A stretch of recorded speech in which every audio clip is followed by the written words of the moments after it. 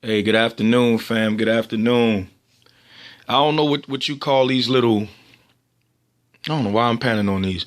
I don't know what you call these little videos that I make. I want to call them diaries, I guess, but I'm not going to call it a diary. I guess just I don't know, little videos that I share with individuals, my thoughts and stuff like that. You know, a lot of people like you're quiet. I'm not really quiet. I'm just quiet around people I'm not comfortable with or really I don't like. That's when I'm quiet. But if I value you, if I'm close to you, I express myself fully. But this is part one of maybe I'll make like maybe two or three, like maybe two more after this. But it's basically dealing with me as a child, and then the other ones are going to be like why I like children and just different things I've experienced, like dealing with children or being in a child care profession, like being a man and the pros and the cons and the experiences. But this first one is before I even get into why I deal with children or why I like children so much, I had to take you back to the type of child that I was. And I was bad. So here's a picture. A lot of you have seen this. A lot of people on Facebook seen this because we have throwback Thursdays, or you put a lot of older stuff, maybe older pictures, but a lot of you have seen this. This, of course, when I showed my children this, my children, my after school children, and as soon as they saw the picture, they already knew it was me. And they said, "We know it's you, Mr. D, because you're not smiling." Like they know me, man. I smile, man. I smile. And this is my mom. You know what I mean? I think that I look more like her now than I did back then, most definitely. And this is my brother, Marvin. His name is Marvin McDowell. He's like Marvin McDowell III. I'm so glad that my mother didn't name me Marvin. I have my own identity. My name is DaRohn, DaRohn. Like my mom said that her and my aunt were like 14 years old. And they were like on the marble steps. In Baltimore, we really don't have stoops. We have more like the little marble stairs. But, our neighborhoods are very similar to the neighborhoods in Brooklyn and in Philadelphia. But my mom said she was sitting out with my Aunt Janice, and they both were talking about what they were going to name their children. And so my mom said that she wanted two boys because my mom liked Leave It to Beaver. And she wanted two sons like on Leave It to Beaver. Of course, she didn't have any white kids, but nonetheless, she wanted, two boys. And she told my aunt, she said that she was going to name me DaRohn. And my name would be, instead of Da and John, it'd be DaRohn. She even thought about how to spell it. Instead of DaJohn, she said it's going to be DaRohn. So that's why I go nuts like when people spell it wrong, because my mother sat there and thought of me when she was 14 years old. So that's my mom. And like I said, this is my brother Marvin. So he's named after all my father's father, which is my grandfather, my dad, and he's the third one. I can't really tell you if he's a lot like daddy or not. I mean, he's his own person. But we call him Black. I call him Black because, he's dark. I'm dark as well. But that's just a street name that he always had, Black. So, man, look, man. Oh, yeah, I forgot to do this. I was going to do this for y'all, too. So let me do this because, I got to have one hand to hold the phone and another hand to hold the pictures. Okay, so this is me and Black, my brother Marvin, and this is me and him, as we got older. This is like 2012, I think. So that's Black. No, matter of fact, this is 2010. So this is like 5 years ago. So of course, the way that I have the pictures positioned, who's who. So if the way that I have the pictures positioned, my brother is right under his baby picture and I'm under my picture. So it's no confusion. Like, he's not the one with the brown cap, and I'm not the one with the hole in my neck. My brother is the one with the hole in his neck, and I'm the one, with the hat on. So that's us in the future. I love my brother, man, a lot. you know, and we've been through stuff too. We fought like crazy, man. But that was my first best friend. And all praises to to Jehovah. He's alive. This is when he first got shot, and he had that trach in his neck, man. He was shot 6 times, but he's alive. Man, I want my brother, man, to have so bad. I want my brother to have what I have with Jehovah, man. And he slowly but surely, man. I mean, even when I talk to my brother, you know, he even reasons like me on the scriptures. He sounds just like me. You know how he developed his thoughts as regards to the Bible, and he's very studious and he breaks things down. I mean, we're a lot alike. So going back to the type of childhood I had, like I said, we were bad. You know, my mother wasn't a single mother because my dad, you know, left out on her, or he was like some type of deadbeat. You know, they just divorced. So, you know, we lived in with our mother as usual, and dad lived on his own, and then later he got married. But I'm going to tell you, me and my brother were bad. And I think that's why I'm so hard on my little boys, my male students, because I know how boys can be. So let me tell you about the stuff we used to do. When we were living on Longman Street, me and my brother used to take shopping carts from back in the day. It was like either Farm Fresh or Big B's. Some of y'all who born and raised in Baltimore know Big B's, Big Browns. And we used to take the shopping carts from either Stop Shop and Save or Super Pride. And we used to run up this alley. I used to live on Fulton and Lorman. And man, we used to ride each other in the shopping carts. We used to steal the shopping carts and be driving each other around in the shopping carts in the streets.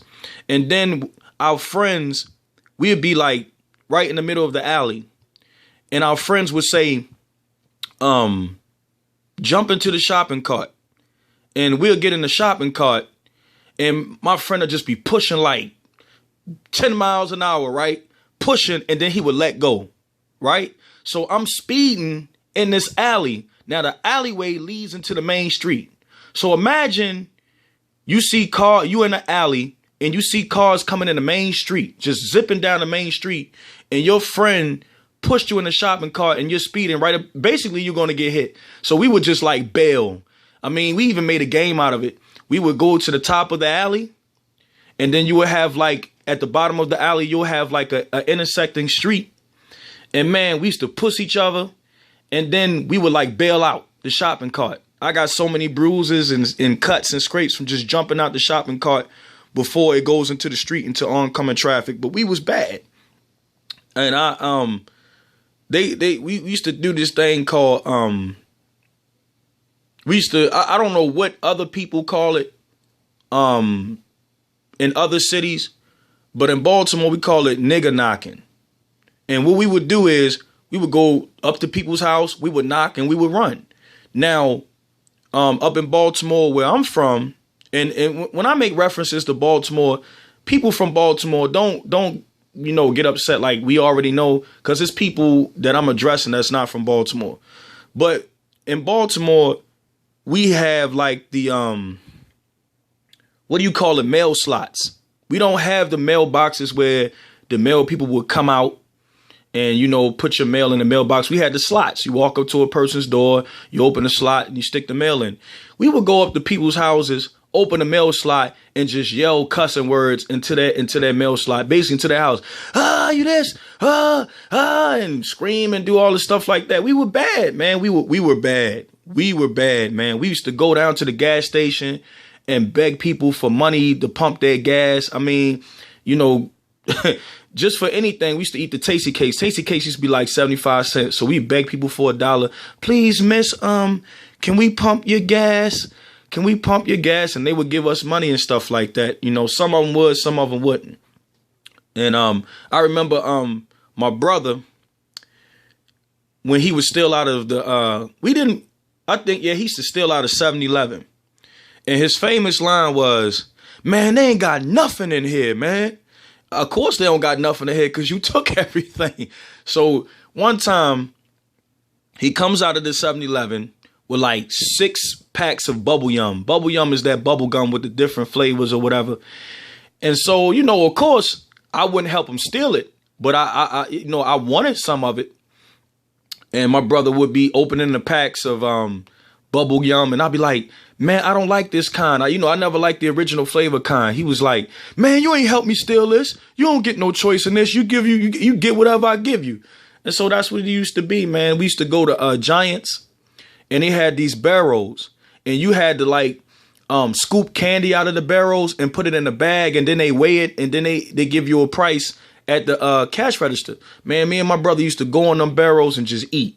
We have a mouthful of gummy bears. Like we used to open the barrels up and just eat candy out of it. You know what I'm saying? You wasn't supposed to do that. You were supposed to just go get go in the barrel, scoop the stuff out, put it in the bag, and keep it moving.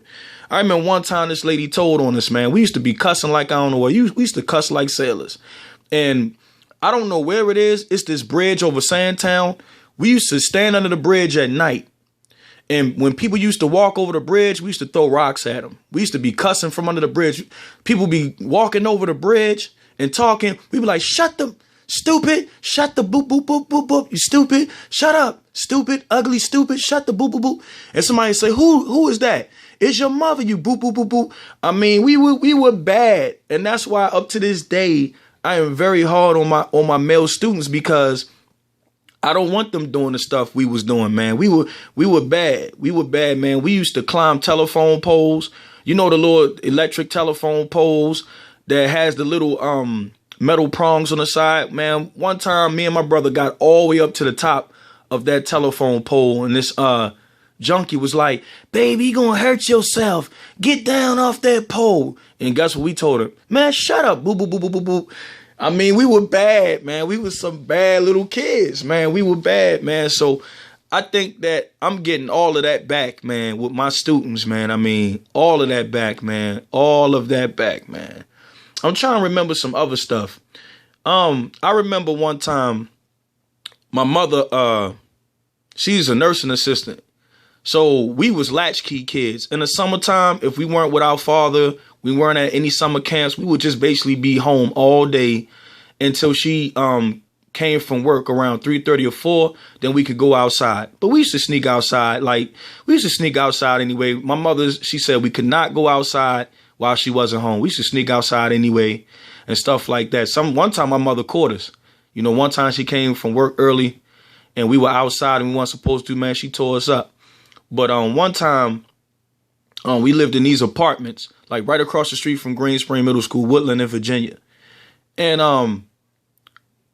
one time I locked my brother out in the balcony. So I tricked him. I said, hey, yo, come outside, man. Marco out here. So he comes outside. I lied, like Marco wasn't even out there. I lied. So I ran back inside the house and I shut the balcony door and I locked it on him. And then I put the locks down on the windows because we had one of those sliding windows. And all he had to do is like push the sliding window in and climb back in. But I locked the window and I locked the door to the balcony. So he's banging on the door. Boom, boom, boom, boom, boom, boom. Man, I'm going to tell mommy. Boom, boom, boom, boom. Let me in. So I let him in. And then I go back outside. I said, all right, I ain't going to lock you out this time. I ran back in again once he was out in the balcony and locked him out again. So I opened up the sliding window and I was yelling at him outside the sliding window, like teasing him. And then I locked the sliding window again. So my brother just took his foot and bling-a-ling-a-ling-a-ling-a-ling, kicked his foot through the glass window and got in. Man, my mother came in that day, man. Came in, that glass everywhere, glass broke. And plus we lived in an apartment. So they were going, you know, add that to her rent. Man, she lit us up, man. She tore us up that day. But man, we were bad.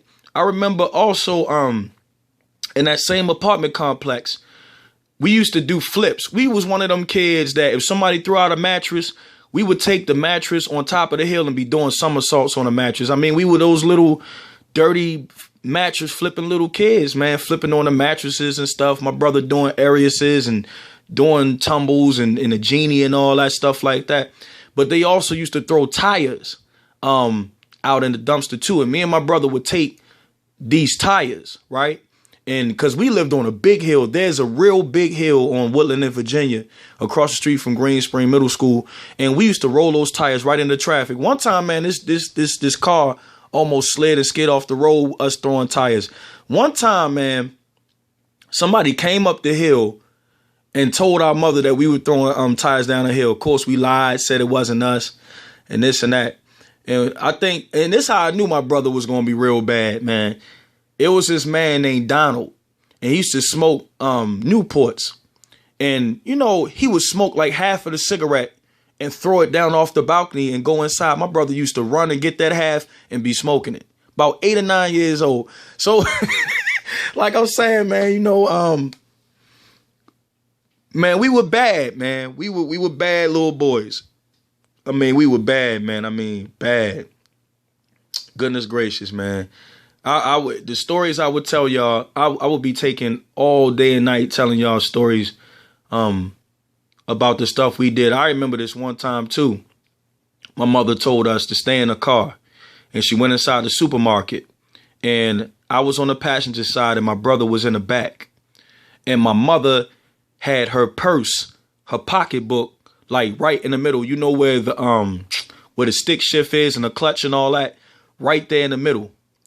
So there was like a man and a woman kind of sitting on the side of the supermarket, and they watched my mother as she went inside or whatever. So the lady leaves the man and she comes over to my mother's car while we're in the car, and she knocks on the window.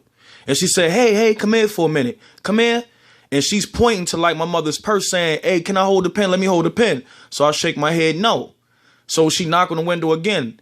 I roll the window down and she's speaking into the window, and I roll the window back up in her face. So she walks off. She's talking to the man. She comes back again, knocks on the window and say, please let me hold the pen. So I roll the window down to tease her. When I rolled the window down, she reached in the window, unlocked the lock, opened the car door up, took my mother's purse, and she ran off with it. And man, my mother lit us up for that. So, I mean, man, look, bro, we were some bad little boys. I think I have a million stories, but I'm about to close this. I don't want no 30-minute little diary, just something quick. I know people got busy lives. What happened, man? I remember one time, and that's why I laugh at like little brothers and little kids outside the Kingdom Hall. Remember, me and my brother used to go outside the Kingdom Hall after the meeting was over, be doing flips. We would be doing karate because we was into like Bruce Lee and Van Damme and all those type of guys, man. And me and my brother would be boxing and doing karate and challenging other little kids to karate and say, let's have a tournament. And somebody said, we're not supposed to do karate outside the Kingdom Hall. Oh, man, shut up. Let's have a tournament. So we flipping and kicking and stuff like that. So one time, my mother was driving my stepfather's car at the time. That was her boyfriend at the time. So I jump kick my brother. I drop kick him. He falls to the ground. This fool picks up a rock and he throws it at me and misses and shatters the whole back part of my stepfather's back window. Man, my mother tore us up. My mother tore us, and my mother used to beat him with a brush. Man, she beat him so hard, she broke the bristle off the brush. Pop! I mean, dog, we were bad, man. So, like I said, man, I might make a part 2, tell you guys some more stories, but this boy right here and this boy right here, these two guys, man, we finally got our stuff together, man. But, you know, hey, wasn't without its consequences. All right, peace out to y'all, man. If I may make another one of these videos, man, telling you some more stories and stuff like that. But I don't know. But I am coming with 2 more videos talking about how I got into child care and why I love children and why I teach and stuff like that. And just, you know, a lot of times you don't think about men facing gender discrimination, but you face it because there's a lot of social norms that people are used to. So a lot of times when you're a man in child care, they think you're gay or you might have pedophile tendencies. I mean, you go through a lot. You know what I'm saying? And just everything. And just being a young black person and, you know, just being with people, kids and stuff like that, man. So I definitely going to give y'all my experiences on that. But one love, man, and everybody have a nice day. One love.